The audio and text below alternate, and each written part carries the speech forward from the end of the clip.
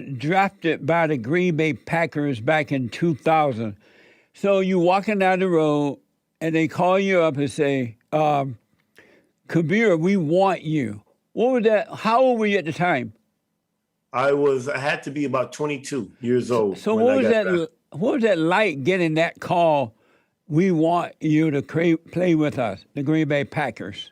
I guess like what you would say, it was amazing. Okay. But actually, obviously you got to go to college. In this case, I went to college. Right. And so after my fifth year in college at San Diego State University, I just had a good college career and, went to the combine. And from there, you kind of get an idea where you're going to get drafted. Not everybody's always drafted, but I Right. was drafted in the fifth round. At that time, they had 2 days. So I was drafted on the second day Right and the on. first one from San Diego State. And so did you grow up knowing that you wanted to be a football player? No, it's truly by the grace of Yah that I end up playing, I guess, if you want to call it that way, because at that time I didn't know him like I know him today. But I just wanted to grow up and be a plumber. I wanted to be a plumber like my father. My father was a immigrant here. He did taxi cab, collects cardboards and did recycling type of stuff, and then eventually became a plumber, which I kind of remember my dad mostly. I used to work with my dad, so I used football. I just played football I was a rough kid, so I just thought it was a great opportunity to put all my roughness and just, here you got rewarded for destroying things. At the Right. house, you got a whooping for breaking the walls. So, That's right. so anyway, but yeah, I just went to school to be a plumber, but I ended up being good enough to actually get drafted. So it was truly I just went to school to be a business major to learn how to run a business. And but I played good enough to actually get drafted by the Green Bay Packers. So did they tell you that, or you realized you had become good enough to be drafted? I mean, I was good enough. I became a starter at San Diego State my sophomore year. Right. So I knew I was good enough, but I always had the attitude that I want to be the best wherever I'm at. So if I'm at college, I want to be the best college player. You had this mentality that when people were in college and they had the potential to go to the league, people start preparing for that and saving themselves on the level of the college level or whatever level they're at. Right. And they end up not being as good as they could have been because they were saving themselves for the next level. I was the kind of guy that when that time come, I'll deal with it. But right now I'm going to be the best football player. I'm going to give it all that I got. And if it comes, it comes. If I get injured doing my very best, I'd rather go out that way than trying to save myself and leave great effort on the on the field. So Yeah. that was just my mentality. So when that time came, I did what I needed to do and to become draftable, and I got drafted. Amazing, man. Yeah.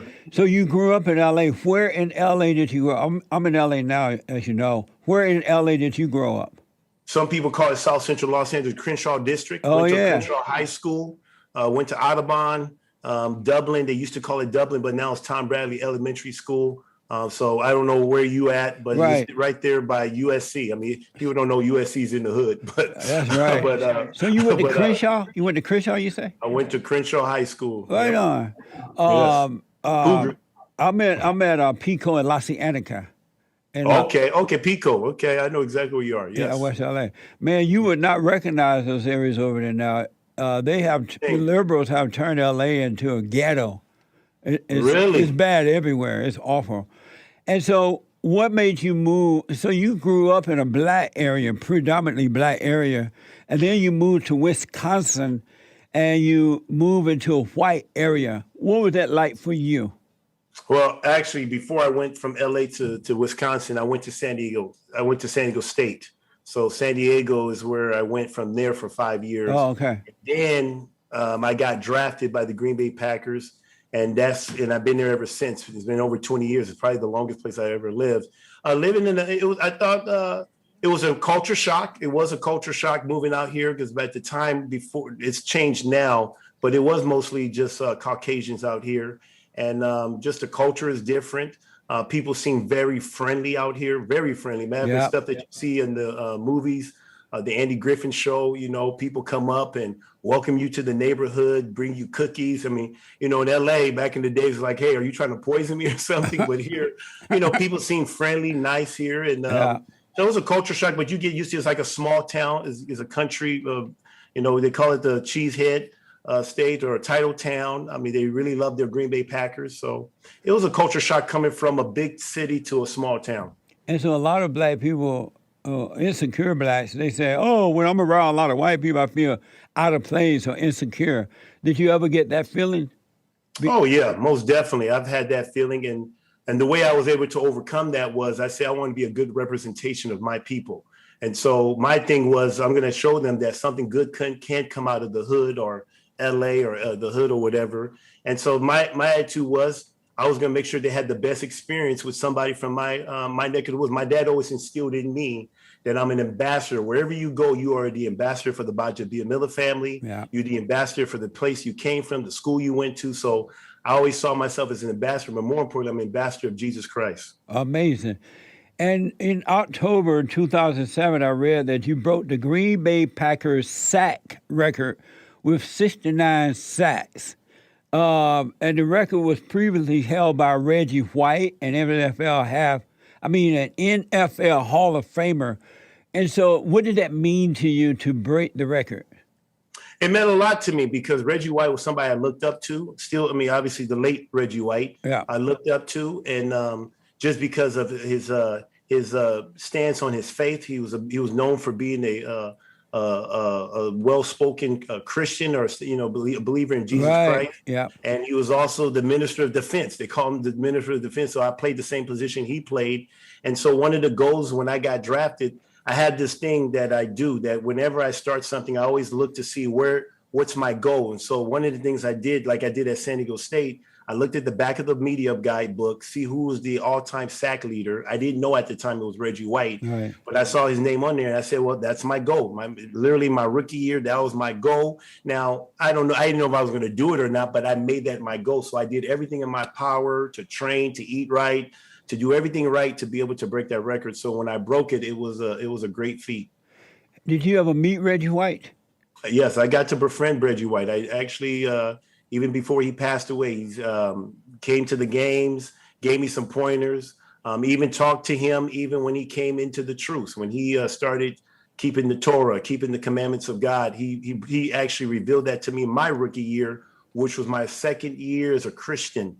I'm no longer a Christian, but when I was a Christian, he brought that to my attention, and it really was intriguing. But at that time, my wife at that time, she thought that was heretic or legalistic or legalism. Because I came from a Muslim background, so because of my Muslim, maybe that's why she said it was intriguing. So, but we did talk a lot over the phone and everything, but unfortunately he passed away. As he was coming into the truth. So I remember that. How many seasons did you play in the NFL? I played 9 seasons. 9 seasons. I would just say officially, but my last season was half the season. So, but I get credit for 9 seasons. Right on. And I wanted to ask you, at one point during your career, there was a big disagreement between you and your teammate, a guy by the name of Aaron Rodgers. And according to the Sports Illustrator, the team was in the locker room during training camp when you said, if this locker room blew up, 99% of you guys will go to hell. What the? Well, it was. Let me ask first, did that really happen? That did happen, yes. That really did happen. And so what made you say it, and why did the room erupt? Well, it was actually at the dorm where we were staying for training camp. It was on the court. It was in the court. It's an enclosed dormitory at a college that we stayed for training camp. And me and some guys just got into a disagreement, and I was just trying to share the gospel of Jesus Christ. And I read the Bible. I've read the Bible 8 times in my lifetime right now. And at that time when I was going through my reading, I read every day. And I was trying to save my teammates. I love my teammates. The Bible says to love your neighbors and stuff like that. And so I was trying to just get people saved and tell them that they need to repent and turn from their wicked ways. And somebody asked me and say, Well, I said, well, if this place blew up right now, 99% of the people will all go to hell. Right. And it got people to at least consider. I mean, it was kind of exciting, but then when you're in it, you don't like being persecuted because you want to be liked. Right. But people literally was thinking like, man, is he serious? So then all these people on the team start going to other Christians on the team. They say, I've never heard a Christian talk like this. Even Reggie White, there was even Reggie White never spoke like this. And they were just wondering, is it true what he's saying? And some people agreed with me because of the word, and some people disagreed or disassociated themselves from me, said, well, that's not how I come at it and stuff like that. So Aaron Rodgers just felt that at that time that if this is what Christianity is about, then I don't want to have anything to do with things. So he was saying I was a poor representation of Jesus Christ as a disciple of Jesus Christ because I was trying to provoke people into good works. And so were you offended by their reaction? Did they get you upset, or did you feel like you were the only one in there? Or how was that for you personally? Obviously I was hurt because I was more by the Christians than I was by the people that didn't know the truth. Right. And when the people who said they were Christians did not support me, it was very few people that publicly supported me. If anything, they distanced themselves from me. And so that was hurtful because I thought we were on the same team. We're about our Father's business. So that was hurtful. But, you know, like I said, Jesus warns us in John 16 that I tell you this, that don't be offended. Yeah. People will kick you out of the churches. Things are going to happen, you know, so, but it still hurt. I mean, I'm a human being, you know, yeah. And so, yes, I was hurt, but it was mostly by Christians that I felt that I was betrayed by during that time. And so are you and Aaron Rodgers friends now? No. I mean, I don't have an issue with Aaron Rodgers, and I don't know what Aaron Rodgers thinks about me, but Aaron Rodgers is doing Aaron Rodgers, and I'm doing the things that pleases to God.